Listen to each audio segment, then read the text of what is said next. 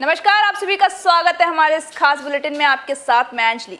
साल 2022 में 5 राज्यों में विधानसभा चुनाव होने जा रहे हैं। ऐसे में अभी से ही सभी दलों की तैयारियां भी जोरों पर हैं। आम आदमी पार्टी ने पंजाब में सिख चेहरे की मुख्यमंत्री बनाने की घोषणा की है। आपको बता दें कि बीजेपी ने दलित को सीएम बनाने का वादा जनता से किया है। इसके साथ ही अकाली दल ने दलित डिप्टी सीएम बनाने की बात भी कही है।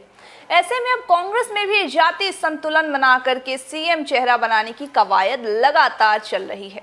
आपको बता दें कि पंजाब का जाति समीकरण 3 भागों में बटा हुआ है, माझा, मालवा और दोआबा।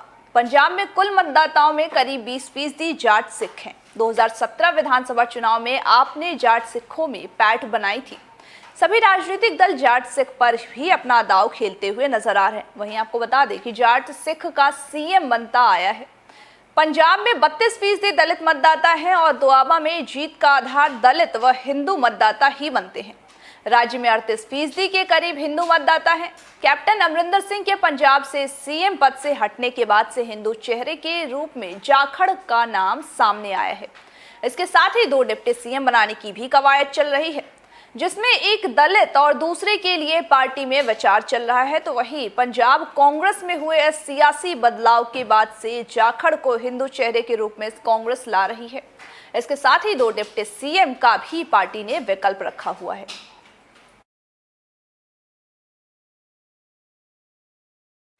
पंजाब की सियासत में आए भूचाल के बाद और अब राजस्थान में ही सुगबुगाहट दिखने लगी है। अभी कांग्रेस पंजाब सीएम के इस्तीफे से उबर नहीं पाई थी कि अब राजस्थान के सीएम अशोक गहलोत के ओएसडी लोकेश शर्मा ने भी अपने पद से इस्तीफा दे दिया है। उन्होंने शनिवार देर रात करीब 12:30 बजे के लगभग अपना इस्तीफा सीएम गहलोत को भेजा है। इस्तीफे का कारण उन्होंने खुद के एक ट्वीट को बताया है। दरअसल ट्विटर पर उन्होंने लिखा था कि मजबूत को मजबूर, मामूली को मगरूर किया जाए, बाढ़ की खेत को खाए और उस फसल को कौन बचाए। लोकेश शर्मा का कहना है कि उनकी ट्वीट को राजनीतिक रंग दिया जा रहा है और इसे पंजाब की सियासत से जोड़कर देखा जा रहा है, जो कि ये गलत है। इसीलिए वे अपने इस्तीफा दे रहे हैं। वहीं लोकेश शर्मा ने अपने इस्तीफे में लिखा है कि 2010 से ट्विटर पर सक्रिय हूं। आज तक पार्टी लाइन से अलग कोई भी ऐसे शब्द नहीं लिखे हैं जिन्हें गलत कहा जा सके। मैंने अपनी मर्यादाओं का ध्यान रखते हुए कोई भी राजनीतिक ट्वीट नहीं किया है। फिर भी आपको लगता है मेरे द्वारा जानबूझकर कोई गलती की गई है तो मैं इस्तीफा भेज रहा हूं। निर्णय आपको करना है। आपको बता दें कि ये किसी से छिपा नहीं है कि पंजाब की तरह ही कांग्रेस राजस्थान में भी सब कुछ ठीक नहीं चल रहा है। 2018 विधानसभा चुनाव के बाद से सीएम अशोक गहलोत और सचिन पायलट के बीच तल्खी बढ़ती हुई चली आ गई है। कई बार इसे सार्वजनिक तौर पर भी देखा गया है।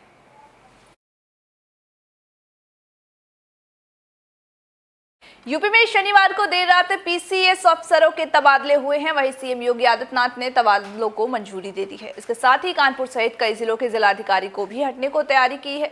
शनिवार को देर रात कई जिलों के सिटी मजिस्ट्रेट और एडीएम इधर से उधर किए गए हैं। शासन ने 28 वरिष्ठ पीसीएस अधिकारियों के तबादले किए हैं। तो वहीं चुनाव के मद्देनजर अफसरों की तैनाती में भी बदलाव किया जा रहा है।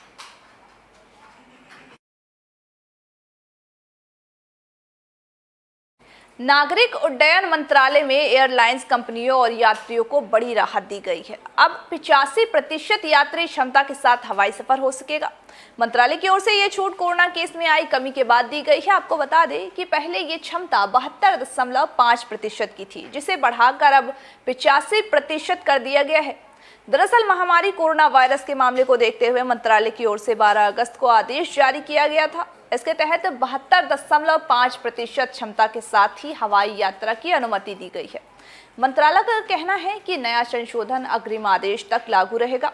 आपको बता दें कि देश में जब कोरोना मामले चरम पर थे तब हवाई यात्रा पर पूरी तरह से प्रतिबंध लगा दी गई थी। पिछले साल ये मंत्रालय ने 33% क्षमता के साथ ही फ्लाइट के संचालन की अनुमति दी थी और इस साल 1 जून से 5 जुलाई तक इस क्षमता को 50% किया गया था। इसके बाद 5 जुलाई से 12 अगस्त तक बढ़ा करके 65% किया गया है। तो वहीं नए आदेश लागू होने से पहले यात्री क्षमता 72.5% की थी।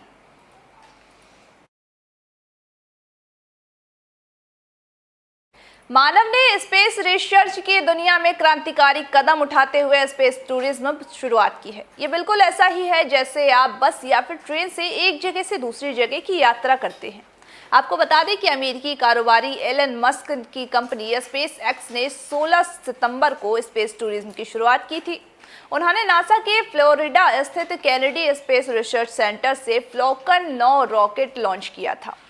इंस्पिरेशन 4 मिशन की शुरुआत भी की गई थी इसी दौरान। वहीं इसके तहत ही 4 आम लोगों को अंतरिक्ष यात्रा पर भी भेजा गया था।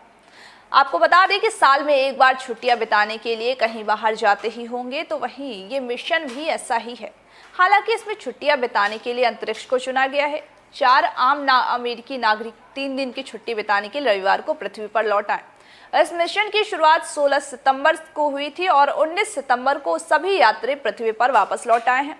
फॉल्कन 9 रॉकेट लॉन्च के थोड़ी देर बाद ही ड्रैगन कैप्सूल से अलग हो गया। ये कैप्सूल 575 किलोमीटर की ऊंचाई पर पृथ्वी की कक्षा में 3 दिन तक चक्कर लगाता रहता है। वहीं आपको बता दें कि इस मिशन पर जाने वाले 4 आम नागरिकों में 2 ट्रेड पायलट भी थे, लेकिन स्पेसक्राफ्ट को ऑपरेट करने में उनका कोई योगदान नहीं था। इन 4 लोगों के क्रू में 29 साल की कैंसर सर्वाइवर हेली भी शामिल रही। वह अंतरिक्ष में जाने की सबसे कम उम्र की अमेरिकी नागरिक हैं।